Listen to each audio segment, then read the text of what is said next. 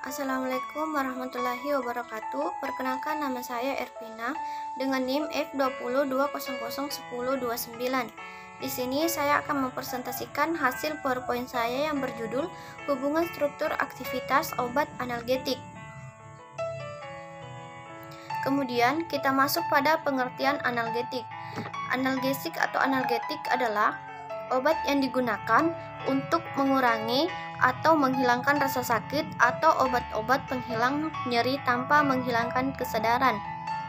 Analgetik merupakan obat yang sering digunakan untuk mengurangi rasa sakit tanpa disebut pula sebagai obat penghalang rasa nyeri. Misalnya sakit kepala, otot, perut, dan gigi dengan tanpa mengurangi atau menghilangkan kesadaran dari penderita.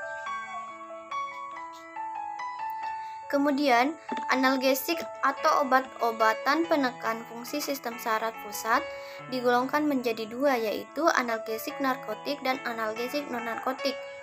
Analgesik narkotik khusus digunakan untuk menghalau rasa nyeri hebat seperti pada fraktura dan kanker.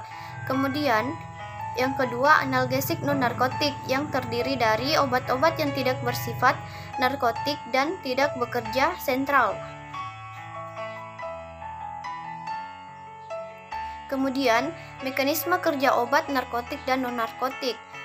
Mekanisme kerja kedua golongan obat tersebut pun berbeda. Obat analgesik narkotik bekerja pada SSP atau siaran sistem saraf pusat, yaitu apabila obat narkotik sudah memasuki SSP, obat tersebut akan terikat pada reseptor sehingga menghasilkan pengurangan masuknya Ca2+ atau kalsium ke dalam sel.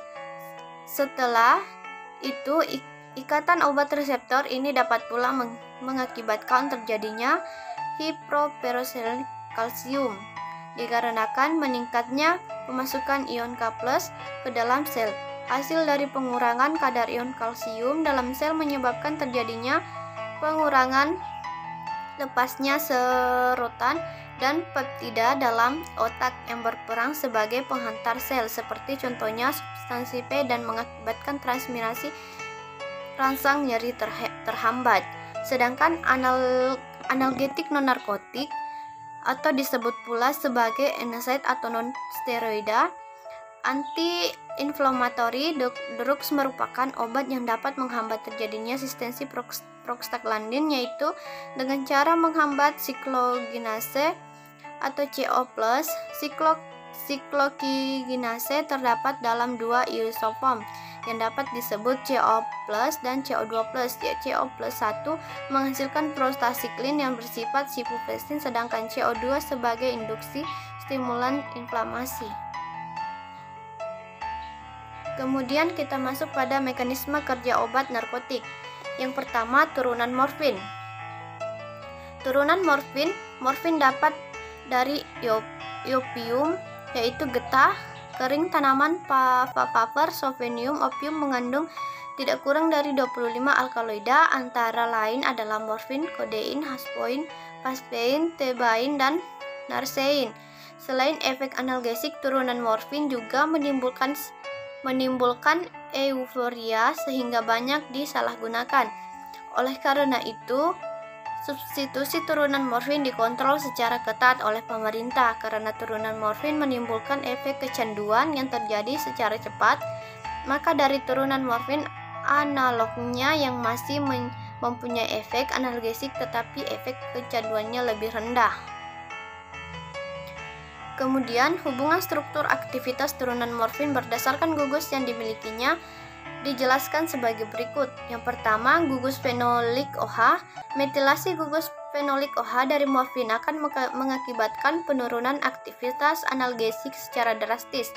Gugus fenolik bebas adalah sangat krusial untuk aktivitas analgesik. Kemudian kita masuk pada gugus alkohol. Penutupan atau penghilangan gugus alkohol tidak akan menimbulkan penurunan efek analgesik, dan pada kenyataannya malah sering menghasilkan efek yang berlawanan.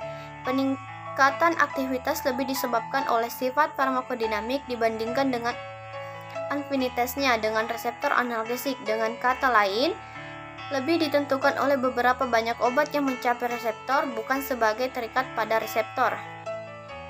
Rumus strukturnya bisa dilihat pada gambar berikut.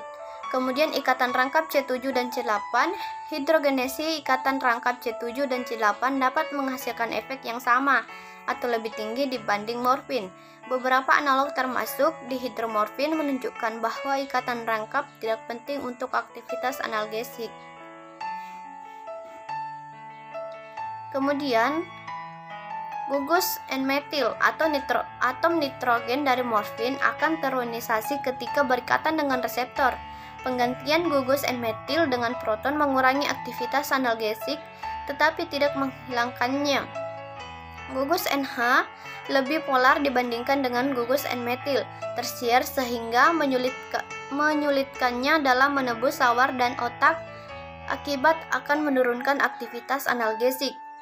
Hal ini menunjukkan bahwa substitusi N-metil tidak terlalu signifikan untuk aktivitas analgesik, sedangkan penghilangan atom N akan menyebabkan hilangnya aktivitas. Bisa dilihat pada rumus struktur berikut. Kemudian, yang kedua itu turunan meperidin. Turunan meperidin, meskipun strukturnya tidak berhubungan dengan struktur morfin, tetapi masih menunjukkan kemiripan karena mempunyai pusat atom C, kurtaner, rantai etilen, gugus N, tersier, dan cincin aromatik sehingga dapat berinteraksi dengan reseptor analgesik. Kemudian yang ketiga, turunan metadon. Turunan metadon bersifat optis, aktif, dan biasanya digunakan dalam bentuk garam HCl meskipun tidak mempunyai cincin piperidin seperti pada turunan morfin atau miperidin, tetapi turunan metadon dapat membentuk cincin bila dalam larutan atau cairan tubuh. Hal ini disebabkan karena adanya daya tarik menarik di pol antara basa N dengan gugus karboksil. Contohnya itu metadon. Metadon mempunyai aktivitas analgesik 2 kali morfin dan 10 kali meperidin. Levanon adalah isomer levometadon, tidak menimbulkan euforia seperti morfin dan dianjurkan sebagai obat pengganti morfin untuk pengobatan kecanduan. Kemudian BEM, provoxifen yang aktif sebagai analgesik adalah bentuk isomer A+, bentuk isomer A-, dan beta-lactam diacetyloisomer, aktivitas analgesik rendah. Provoxifen mempunyai efek antibatuk yang cukup besar. Analgesik provoxifen kira-kira sama dengan kodein dengan efek samping lebih rendah. Provoxifen digunakan untuk menekan efek gejala withdrawal morfin sebagai analgesik nyeri gigi. Berbeda dengan efek analgesik narkotik yang lain, provoxifen tidak mempunyai efek anti diare, anti batuk, dan antipiretik. Kemudian analgetik non-narkotik.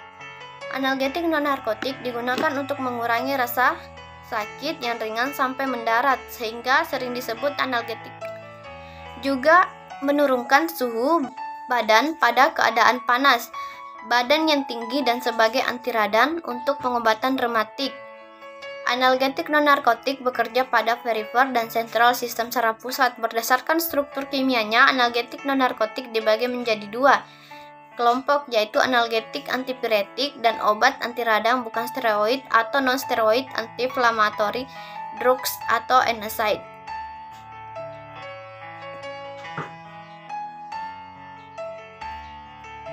Kemudian, mekanisme kerja analgetik non-narkotik. Yang pertama, mekanisme kerja analgesik. Analgesik non-narkotik menimbulkan efek analgesik dengan cara menghambat secara langsung selektif enzim-enzim pada sistem saraf pusat yang mengkatalisis biosintesis prostaglandin seperti siklosigenase, sehingga mencegah sensitisasi reseptor rasa sakit oleh mediator rasa sakit seperti bradikinin, histamin, serotonin, prostacyclin, prostaglandin, ion hidrogen, dan kalium yang dapat merangsang rasa sakit secara mekanis atau kimiawi. Kemudian yang kedua, mekanisme kerja antipiretik. Analgetik non-narkotik menimbulkan kerja antipiretik dengan meningkatkan eliminasi panas pada penderita dengan suhu badan tinggi. dengan cara menimbulkan dilatasi tubuh, darah perifer, dan mobilisasi air sehingga terjadi pengenceran darah dan pengeluaran keringat. Kemudian, mekanisme kerja anti radang. Analgetik non-narkotik menimbulkan efek dan menghambat biosintesis dan pengeluaran prostaglandin dengan cara memblok secara terpulihkan enzim sikloksigenase sehingga menurunkan gejala keradangan. Mekanisme lain adalah menghambat enzim-enzim yang terlibat dalam biosintesis mukopolisakarida dengan glikoprotein, meningkatkan pergantian jaringan kolagen dengan memperbaiki jaringan penghubung dan mencegah pengeluaran enzim-enzim lisosom melalui stabilisasi membran yang terkena radang.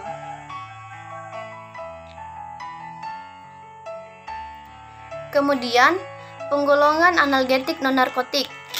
Analgetik antipiretik. Obat golongan ini digunakan untuk pengobatan simptomatik, yaitu hanya untuk meringankan gejala penyakit. Ini tidak menyembuhkan atau menghilangkan penyebab penyakit berdasarkan struktur kimianya. Obat analgetik antipiretik dibagi menjadi dua kelompok, yaitu turunan anilin dan para-aminifenol dan turunan 5-pirasolon. Kedua, turunan anilin dan para-aminofenol. Turunan anilin dan p-aminifenol seperti acetaminophen, acetanilid, dan panacetin mempunyai aktivitas analgesik antipiretik sebanding dengan aspirin, tapi tidak memiliki efek antiinflamasi dan antirematik. Turunan ini digunakan untuk mengurangi rasa nyeri kepala dan nyeri pada otot atau sendi. Obat penurun panas yang cukup baik, efek samping yang ditimbulkan antara lain adalah metoglobin dan hepatotoksik. Struktur umum molekul anilin bisa dilihat pada gambar berikut. Kemudian, hubungan struktur aktivitas dari senyawa obat turunan anilin dan para-aminofenol adalah sebagai berikut. Anilin mempunyai efek antipiretik cukup tinggi, tetapi toksisitasnya juga besar karena menimbulkan metoglobin, suatu bentuk hemoglobin yang tidak dapat berfungsi sebagai pembawa oksigen. Yang kedua, substitusi pada gugus amino mengurangi sifat kebasaan dan dapat menurunkan aktivitas dan toksisitasnya. Asetilasi gugus amino dapat menurunkan toksisitasnya pada dosis terapi relatif aman, tetapi pada dosis yang lebih besar menyebabkan pembentukan metoglobin dan mempengaruhi jantung homolog yang lebih tinggi dari asetanil. Mempunyai kelarutan dalam air sangat rendah sehingga efek analgesik dan antipiretiknya juga rendah. Kemudian C, turunan aromatik dan asetanil seperti bensenalil selarut dalam air tidak dapat dibawa oleh cairan tubuh ke reseptor sehingga tidak menimbulkan efek analgesik, sedang salisinalid sendiri walaupun tidak mempunyai efek analgesik tetapi dapat digunakan sebagai anti jamur. Kemudian D, para-aminifenol adalah produk metabolik dari anilin. Toksisitasnya lebih rendah dibandingkan anilin dari turunan orto dan meta, tetapi masih terlalu toksik untuk langsung digunakan, sehingga perlu dilakukan modifikasi struktur untuk mengurangi toksisitasnya. Kemudian E, asetilasi gugus amino dari para-aminifenol akan menurunkannya toksisitasnya pada dosis relatif aman, tetapi pada dosis yang lebih besar dan pada pemakaian jangka panjang dapat menyebabkan metoglobin dan kerusakan hati. Kemudian F, esterifikasi gugus hidroksi dan para-aminefol dengan gugus metil dan etil fenitidin meningkatkan aktivitas analgetik, tetapi karena mengandung gugus amino bebas maka pembentukan metoglobin akan meningkat. Kemudian G, pemasukan gugus yang bersifat polar seperti gugus karboksilat dan sulfonat ke inti bensen akan aktivitas analgesik. Kemudian H, etil ether dari acetaminophen panacetin mempunyai aktivitas analgesik cukup tinggi, tetapi pada pengguna jangka panjang menyebabkan metoglobin rusak. Adalah atom salisilat gugur karboksilat yang penting untuk aktivitas dan letak gugus hidroksil harus berdekatan dengannya. Kemudian turunan halogen seperti asam karboksilat dengan meningkatkan aktivitas tetapi menimbulkan toksisitas lebih besar. Kemudian yang ketiga, adanya gugus amino pada posisi 4 akan menghilangkan aktivitas. Kemudian keempat, pemasukan gugus metil pada posisi 3 menyebabkan metabolisme atau hidrolisis gugus asetil menjadi lebih lambat sehingga masa kerja obat menjadi lebih panjang. Kelima, adanya gugus yang bersifat hidrofob pada posisi 5 dapat meningkatkan aktivitas. Keenam, adanya gugus diulofenil pada posimeta dari gugus karboksil dapat meningkatkan aktivitas analgesik, memperpanjang masa kerja obat, dan menghilangkan efek aktivitas seperti iritasi saluran cerna dan meningkatkan waktu pembekuan darah. Ketujuh, efek iritasi darah dari aspirin dihubungkan dengan gugus karboksil ester. Esterifikasi gugus karboksil akan menurunkan efek iritasi tersebut. Korbet salisilat adalah ester karbonat dari etil salisilat. Ester ini tidak menimbulkan iritasi lambung dan tidak berasa. Kemudian kita masuk pada turunan 5-pirasolon. Turunan 5-pirasolon seperti antipirin, amindopirin, dan metampiron mempunyai aktivitas analgetik, antipiretik, dan antirematik serupa dengan aspirin. Turunan ini digunakan untuk mengurangi rasa sakit pada keadaan nyeri kepala, nyeri pada spasma usus, ginjal, saluran empedu, dan usus, neuralgia, migrain, dysmenorrhea, nyeri gigi, dan nyeri pada rematik. Efek samping yang ditimbulkan oleh turunan 5-pirasolon adalah agranulositosis dan dalam beberapa kasus dapat berakibat fatal. Struktur umum molekul pirasolon bisa kita lihat pada gambar di samping. Kemudian antiradang bukan steroid. Berdasarkan struktur kimianya, obat antiradang bukan steroid dibagi menjadi 7 kelompok, yaitu turunan salisilat, turunan 5-pirasolon, turunan asam arilatanilat, turunan salisilat, turunan heterorisilated, turunan oksim, dan turunan lain-lainnya. Kemudian turunan asam salisilat memiliki aktivitas analgesik, antipiretik, tetapi tidak digunakan secara oral karena terlalu toksik. Yang banyak digunakan sebagai analgesik antipiretik adalah senyawa turunannya. Turunan asam salisilat digunakan untuk mengurangi rasa nyeri pada kepala, nyeri otot, dan nyeri yang berhubungan dengan rematik. Turunan asam salisilat kurang efektif untuk mengurangi nyeri pada gigi, dysmenorrhea, dan nyeri pada kanker. Tidak efektif untuk mengurangi nyeri pada kram, kolik, dan migrain.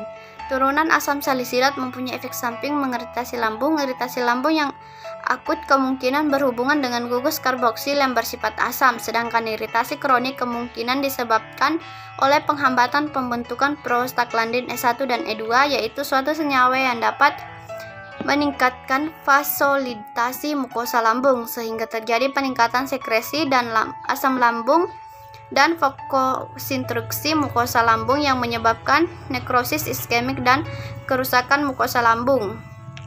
Struktur molekulnya bisa kita lihat pada gambar di samping. Kemudian, turunan pirasolidion. Turunan pirasolidion seperti fenibutason dan osifenibutason adalah antiradang non-steroid yang lositosis yang cukup besar dan iritasi lambung. Kemudian struktur umumnya bisa dilihat pada gambar berikut. Kemudian turunan asam N-arilantanilat. Asam antranilat adalah analog nitrogen dari asam salisilat. Turunan asam N-antranilat digunakan sebagai antiradang pada pengobatan rematik dan sebagai analgesik untuk mengurangi rasa nyeri yang ringan dan moderat. Turunan ini menimbulkan efek samping iritasi saluran cerna, mual, diare, nyeri abdominal, anemia, dan agrolutosis dan trombositoperia. Struktur umum turunan N-aralintanilat ditampilkan pada gambar berikut. Kemudian hubungan struktur aktivitas dari senyawa obat yang merupakan turunan arintantranilat diuraikan sebagai berikut. Yang pertama, turunan asam antranilat mempunyai aktivitas yang lebih tinggi bila pada cincin benzen yang terikat atom N mempunyai substituen pada posisi 2 dan 3 dan 6.